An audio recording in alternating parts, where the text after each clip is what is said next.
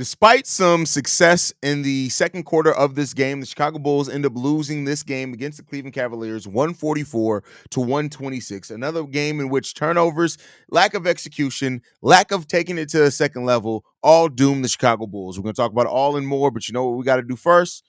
We got to play that intro. You are now tuned in to Chicago Bulls Central, your number one place for all Chicago Bulls news and content.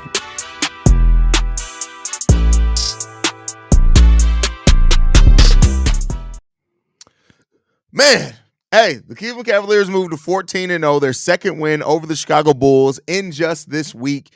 And unfortunately, this is another game where the Bulls really doomed themselves to lack of execution, lack of, really being able to match the energy of the Cleveland Cavaliers. And the Cleveland Cavaliers keep showing and proving that they are indeed like that. That's what it comes down to, man. Listen, Billy Donovan tried to manage the rotations the best he can. Josh Giddey only plays 15 minutes in this game due to some of the defense and stuff he was playing out there. Ayo Dosunmu gets 26 minutes in this game. Julian Phillips, 21 minutes. But overall, the Bulls are just doomed by the same things they've been doomed by every single game. 22 points allowed off turnovers and 52 points allowed in the paint. That's 74 points out of 144 points that the Chicago Bulls allowed. Easy buckets, easy baskets. And man. Yeah, this was the Chicago Bulls gave up 49 points in the first quarter, 37 points in the fourth quarter. And other than the second quarter, the Bulls didn't win a single quarter in this game. And they just listen, this is not a game that the Chicago Bulls deserve to win. That just is what it is. The first game against the Cavs, you could have made the case that had the Bulls been able to pull it out, they would have, you would have been able to make the case for that. This game, they got completely outworked by the Cleveland Cavaliers. The Bulls only held a lead for 53 seconds in this game. They allowed for multiple double-digit runs for the Cleveland Cavaliers, and the Cavs just outworked them. They outworked them. They outclassed them. They outplayed them. That's just what it comes down to. And the Cavs' ability to go into that second gear defensively is just something that the Bulls do not have. They do not have. Now, we can talk about the rotations. We can talk about the management of that all day long. And there's really, a case to be made for that. Billy Donovan didn't coach a good game tonight either. But let's not act like the players executed a good game. They did not. They just did not in this game. Over 50% shooting from the field, which is good. 32 assists on 45 made baskets. Okay, that's solid. The turnovers were big and loud in this game. Also, the timely turnovers, not just the turnovers themselves. If you're looking for any silver linings in this game, Vooch is still Vooch. Kobe White had an absolutely amazing game, getting to the free throw line 7 times, 29 points, 3 assists, 2 steals, 4 turnovers, though, in this game. This was Zach LaVine's worst game on the season. Only 8 points from Zach LaVine. We needed more from him. 13 points combined from Josh Giddey and Zach LaVine. That's just not going to cut it. A combination of 6 of 25 from the field from Zach LaVine and Josh Giddey, that isn't going to cut it. Kobe White played solidly. 8 of 15. That's over 50%. 6 3-pointers made by Kobe White today. Nikola Vucevic, 11 of 16 from the field. 8 rebounds, 25 points in this game. But, it comes down to, Zach LaVine, who has been our best player this season, we needed more from him in this game. Now, it's not to say that he didn't do anything in this game. I don't want to make it seem like that. 9 assists, 4 rebounds, a block in this game. He had some good defensive moments in this game. He made some head-up assists. Also, only 1 turnover from Zach LaVine as well tonight. But we needed better scoring-wise from Zach LaVine in this game. And may I say it, how many times have we been able to say that Zach LaVine's defense was better than his offense in some games? And it was in this one. But the defense wasn't all that either. It definitely was active. We just need a better performance from that. Now, the Bulls did foul a lot in this game. We got called for 20 personal fouls in this game, which put the Cleveland Cavaliers on the free throw line 24 times, which they went 21 of 24. The Bulls was at the free throw line 20 times. We made 16 of those. So there you go there. That's 5 extra points for them. But we got to get together. We got to get it together, man. We got to get it together. George, Haize, you're not going to win a lot of games. Went down. Haize, you're not going to win a lot of games if you're giving up 120-plus points. And that's what the Bulls are averaging giving up, right? That is why the Bulls, a lot of people keep trying to say, oh, well, we're the 6th seed. We're the 6th seed. We shouldn't trade anybody. We're the 6th seed. This is not sustainable. It's just not sustainable. by the Chicago Bulls. I'm sorry. I hate to tell you. I hate to burst your bubbles.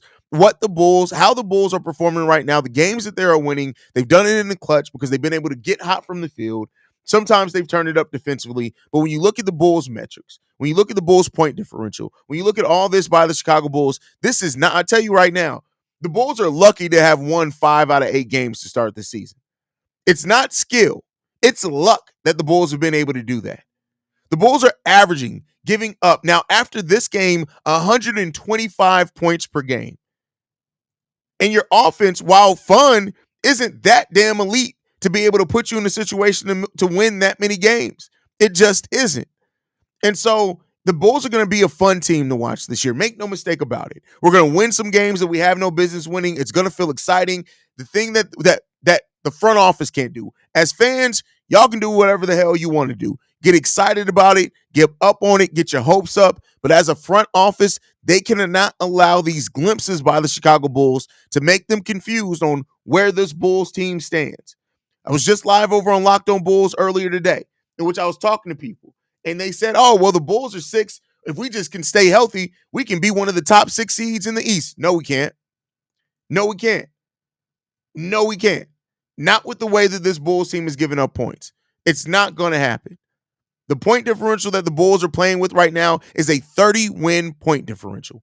30 wins. And guess what? At some point, you regress to the mean. So while the Bulls are having some success early, teams are getting healthier in the East. Teams are getting better. Teams are starting to understand their rosters a little bit more, and the Bulls are going to fall. Mark this word, on November 15th, 2024, in the 2024-25 season, I'm telling y'all right now, mark what I tell you. The Bulls are going to be fun. The Bulls are going to win some games, but they're going to start dropping. I said this before in 2021-22. I'm telling y'all again now. The Bulls are going to start losing basketball games en masse. Watch what I tell you. I've seen it before. We've seen this story before. We've been here. And do not allow a little bit of success, a little bit of luck in the clutch, and some hot shooting at times to sway you from the fact that this Bulls team is going to struggle. And the struggle is going to be loud. The struggle is going to suck. The struggle is going to be there. This Bulls team is going to struggle this year. And while Bulls, like I said, Bulls fans, get excited about it. Get excited about watching this team. Get caught up in those feelings. Hey, listen, I want everybody to feel as good about this team as humanly possible. And do it right now. Because I'm telling y'all, mark my words, it's about to get ugly. It's about to get ugly for the Chicago Bulls. Mark my words. Zach played a hell of a game. Yeah, it was hell, all right. It was hell. I completely agree with you. It was a hell of a game. It definitely was a hell of a game. In the ninth circle of hell. That's exactly where it was. We need to trade for defenders in this. No, you're not going to trade for defenders because that would be a move that you're trying to win. This is not a team that's going to win anything. You're not going to get the level of defenders that you need to really change something over. Giddy, Levine, and turnovers cost us the game and points in the paint as always. Eco Bean, completely agree with you here, brother. The Cavs look impressive. Good starting 5, good bench, timely defense. Yeah. And then, listen, they were missing Evan Mobley. We haven't even seen the best defense from the Cavs, I don't really think, this season. We've seen really damn good defense.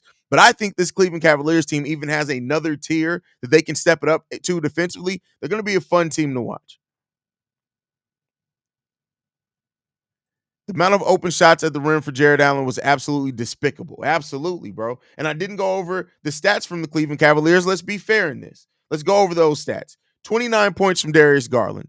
37 points from Donovan Mitchell. 24 points from Jared Allen. 22 points from Karis LeVert. At some point in this game, Karis LeVert looked like the second coming of Derrick Rose. And I'm exaggerating there. But like, he just was moving around the court with a level of confidence that it was ridiculous to see. Why does the Bulls doing fast break even when it's not their momentum? Because we're not just a up-tempo team like I wanted us to be. This team is a run and gun team, and it's bad. And it's bad. Team needs shooters. Josh Giddey ain't all that. Josh Giddey is good at what he does, but this was the type of game where Josh Giddey's benefit, there was no benefit to Josh Giddey. I'm sorry. And I know Josh Giddey fans are going to say, oh my God, but the plus minus the other games. Oh my God, but the fourth quarters he played when he was in OKC. Oh my God, but Josh Giddey can elevate everybody with just more minutes.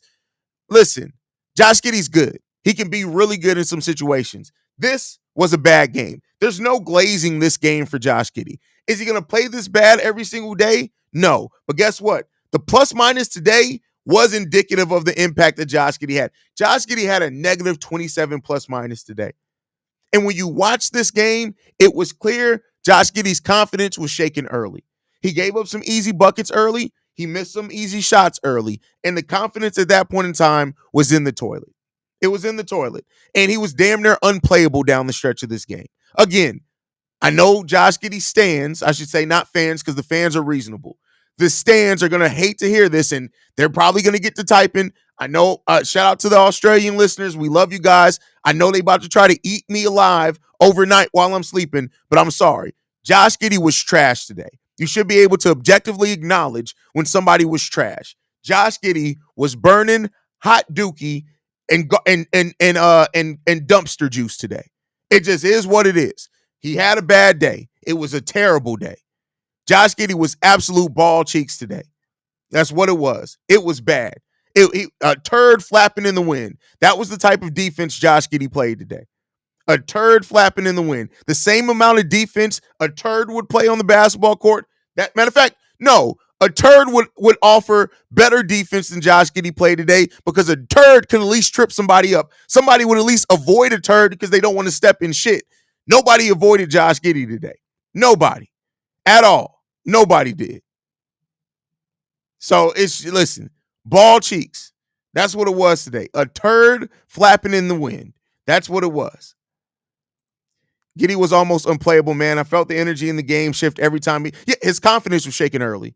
And listen, it's not gonna be this bad this regularly. I'll say that much as well. But this game, Josh Giddey, this was the closest thing we've seen to end of playoffs Josh Giddey last season on this Bulls team. It was the closest that we saw to it. His confidence was completely and utterly shaken. And you know what?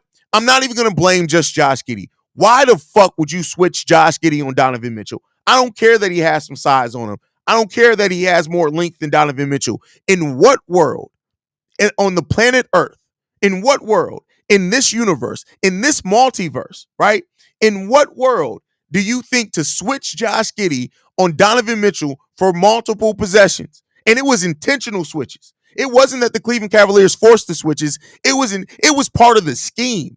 I don't care if it was Wes Unseld Jr. I don't care if it was Billy Donovan. If Jesus Levante Christ himself came up with that scheme, you're stupid. You're stupid. You're dumb. You're stupid. That was downright idiocracy. That's what that was. It was downright idiocracy. It was stupid. It does, like, whoever schemed that, you ruined Josh Giddey's confidence to start this game. You did it. Now, it's on a player to own their own confidence, make no mistake about it, but you didn't put your player in a good position to try to build off any confidence. It was trash. Trash. Why the fuck would you put Josh Giddey on Donovan Mitchell? Why? If anything, this was a game where Josh Giddey should have been on Isaac Okoro, as Isaac Okoro isn't really a scoring threat. But why? Why? In all of the world, in the multiverse, in all of the kings, why did you choose to put Josh Giddey on Donovan Mitchell for 4 straight possessions in the first quarter of this game? Why? That makes no sense. No sense. At least Shea could have rolled his ass out there and defended somebody. Didn't make any sense, bro. It didn't make any goddamn sense, man. It didn't make any sense. If Patrick Williams had any sort of bag to create his own shot, he'd be so dang good. He's such a solid role player. It's just so frustrating that he can't create anything whatsoever off the dribble. I mean, hey, that's his limitation. But I tell you what, if you can get 17 points on 7 shots and not create for yourself, you can be a pretty damn solid role player. And he had 9 assists today. 1 steal, 1 block. Wanted to see more Modest. Yeah, you know what? How many did Modest not get in any in the second half of this game?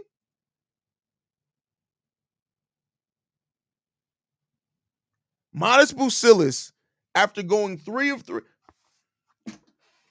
What the fuck, Billy Donovan? What the God? What the fuck? So you mean to tell me for a young player that you're trying to build their confidence, they go 3 of 3 in the first half of this game and they play 46 seconds in the second half?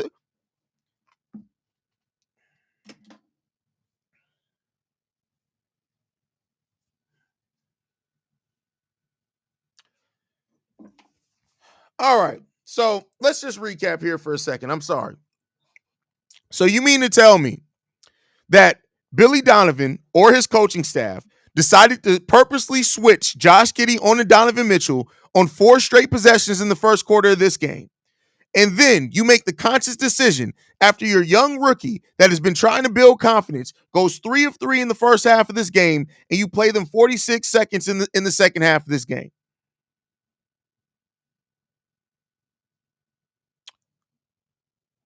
It's time for Billy Donovan to go. It's time for Billy Donovan to go. It's really time for Billy Donovan to go, man. It's done. It's time for Billy Donovan to go. It's time for him to go. It's really time for that motherfucker to go, bro. Like listen, I get it. I'm sitting on this side of the camera. I'm not on the sidelines. I'm not an NBA head coach. But when you look at the number of nonsensical basketball decisions that Billy Donovan makes, I'm sorry. My 11-year-old son could tell you that a player that went 3 of 3 in the first half of this game, all from 3-point range, and got a block for you, that you play them more in the second half of this game. And you know what? It's the fact that Billy Donovan doesn't allow for he doesn't allow for players to earn getting benched, other than Josh Giddey today. Modest Bucilis did not deserve to get benched today. He did not deserve to get benched today. You needed some energy. You needed to chase a change of pace. You needed some goddamn energy. What are we doing out here, bro? Haize, I appreciate you reacting this way because I went fucking in the last 4 minutes of my live call. I hate having to do it, but today was it. Listen, this was crazy. This was crazy. That does not make any sense, bro. That's crazy. That's Billy Donovan. You sir are goofy. You sir are a goofy. What the?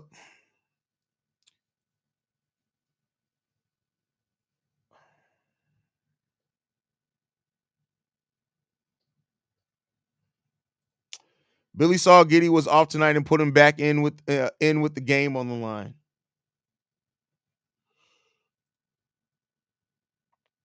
I believe Billy in the front office will part ways. That they listen. They need to. It's time. It's literally time. I'm sorry. I'm sure Billy Donovan is a good guy. I'm sure he means well. I'm sure that Billy Donovan is a good person. I have no doubts on that. Billy Donovan is probably a really good human being. I probably invite Billy Donovan to the cookout. Billy Donovan can come to the cookout. You can come. I make great ribs. You can get you a plate.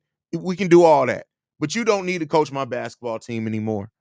You don't need to coach my basketball team anymore. I don't know what he's seeing out there. I don't know what it is. I don't know what it is. It's wild. It's wild. Was Billy Donovan watching the game? Probably not. I mean, probably not. Probably not. I wish we parted ways with Billy in the middle of the third quarter. That's crazy. It's all the dumb ass extra passing to me, passing up easy shots for a damn turnover. Man, listen, you know what? And another thing, the over dribbling. I get it that we want to be a team to get everybody involved. We want to be a team to get 27, 25 to 30 assists every night. But you know what? You know what really grinds my gears sometimes is when Bulls players penetrate. They get to the teeth of the defense and then they pass out last second, and everybody else on the team's looking like, why didn't you take the layup? Why didn't you go up strong?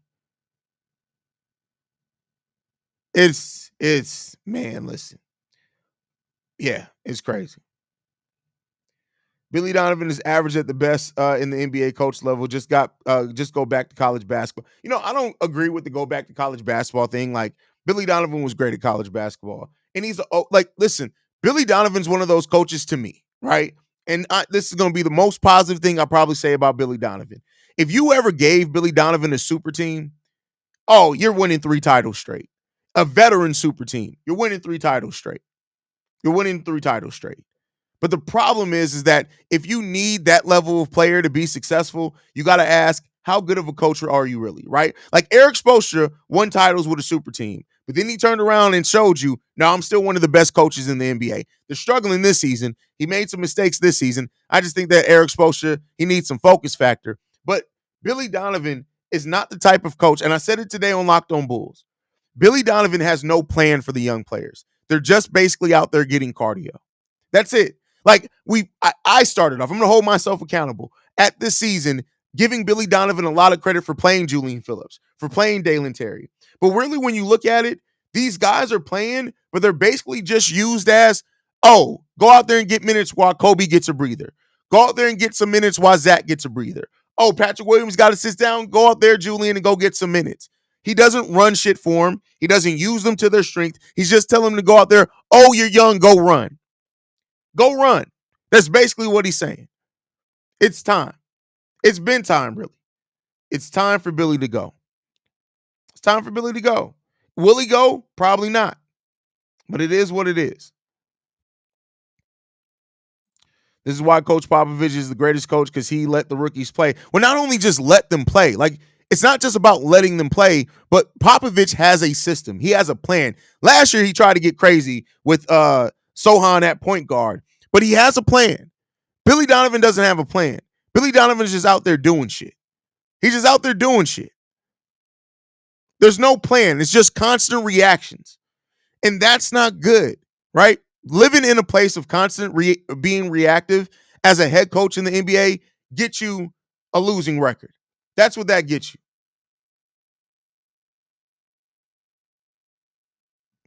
Man, it's crazy. Why didn't Giddey penetrate better? Could have been a oh, come on, bro. That's I got to proofread. Y'all got to stop with the Giddey jokes. I lost a lot of respect for Billy Donovan when we refused to play Andre Drummond in some of those games. We needed size and rebounding and played DJJ over him. I mean, that was 2 years ago, but I get what you're getting at. Billy's still trying to win games, but we don't have the team for that. We need to develop our young Bulls. Yeah, but the thing is that if he's trying to win games, he's still not even necessarily scheming that correctly. Like, it's a conundrum. This Bulls team is a paradox, living in the conundrum, wrapped in an enigma. Like, it doesn't make any sense. It just doesn't. We have a roster that doesn't really make sense. We got a coach that doesn't make sense for the roster. We just, it is what it is when it comes down to it. That's all I can say. It is what it is, and it ain't what it ain't.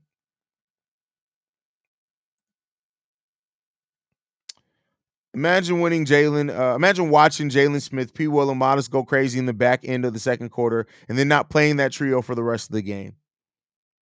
Doesn't make any sense. It's time to start over with this franchise. No. It's not time to completely start over and rip it down to the studs. It's just time to actually have a direction, and you need a coach with a vision, right? I think that's what you need to. Can we blame Billy Donovan for a lot of this stuff because the roster is constructed? Oh, listen, AK if he tried to build a roster to look competitive but still tank in a way, he's a genius. But if he built this roster thinking that this roster was really going to compete for a top 6 seed in the NBA, you're an idiot. AK, you, sir, are an idiot. Not playing Modest was a travesty. Doesn't make it, like, find a way to better kill the confidence of your young player. Like, what has Billy Donovan said about Modest Busilis? He has to go out there and win it. He has to play. He has to find a way to impact the game. Going 3 of 3 in the first half of this game wasn't finding a way to impact the game. Then what is, Billy? What is? It doesn't make any sense, fam. It makes absolutely no sense. None. And he didn't go 3 of 3 in the first half. He went 2 of 2 in the first half. Then he made 1 in garbage time as well. So let me correct that. Zach LaVine not coming to the ball after Io stop and a 2-0 break cost us so big, man. Made me so angry. We go from being down 4 on a clean break to losing by fucking 18 points. Man, hey. Hey, Chicago is the home of common sense and Billy has none. That's crazy. We need imagination. What you know what? Y'all notice how MC hasn't shown up? It's crazy. Shay, Haize, let's be honest. Billy Donovan is not a bad coach, but he does much better when he's playing with all-stars or maybe Hall of Fame players. I agree with that. Billy got to get P. Will more plays now in the zone. He's not going to do it. He's not going to do it. Listen, I feel certain about one thing with this team. He's not going to do it. Let Lonzo be the coach while he's sidelined. That's crazy. That's funny. That's funny. It's time for Billy to go. Jesus, Levante, Christ, man. We was bad down the stretch. Lack of knowledge, lack of everything, lack of execution, lack of knowledge, lack of everything. They need some milk. That's what it is, man. Comedy errors, man. Fun bad, I guess. I don't know what to say. Um, cool, cool, cool, cool, cool, cool, cool, cool. This is where we are, I guess. This is where we are. Bro, you're giving Billy Donovan way too much credit and faith that he could win with the NBA championship with a star-studded vet team. Billy doesn't know how to pivot once figured it out. Yeah, talent sometimes, and the thing what I was trying to say there is that talent sometimes overcomes lack of adjustment. Sometimes the talent is just enough, right? So that's why I said that. But I completely get what you're getting at, Rick, as well. It was fun until it wasn't. Hey, so a lot of people say about their relationships. It was fun until it wasn't. That's hey, it is what it is. Have fun, I guess. Enjoy this where you can, and we'll see what it's gonna be. Another thing that annoys me about Billy Donovan as I was watching C Dub and Bobby's live of the game is that Billy Donovan refuses to make big key changes when it could change. Well, I mean, he did bench Josh Giddey for a large portion of this game. And that is something that Billy Donovan hasn't always done, is bench a player that is playing that coldly. But overall, I'll say this. Billy Donovan doesn't like to step on toes. That's something that we've known about it. He doesn't like to ruffle feathers. As much as Zach LaVine didn't get over the benching by Billy Donovan, I also think it gave Billy Donovan a little PTSD.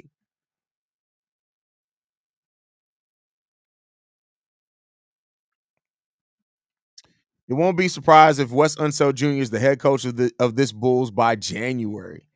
That's crazy. Are you going to be live? Why would I be live for the Tyson fight? I don't go live for Bulls games. You think I'm going to go live for the Tyson fight? No, no, not doing it. Better ask C Dub to do it. I'm going to be enjoying it. And this is what I'm going to be doing during the Tyson fight. How many milligrams are these?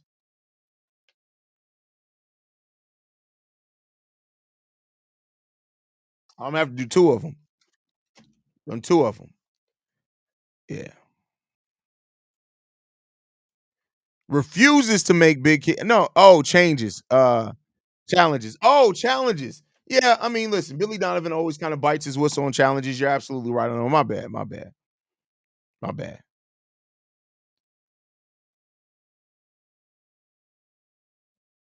Fuck was that?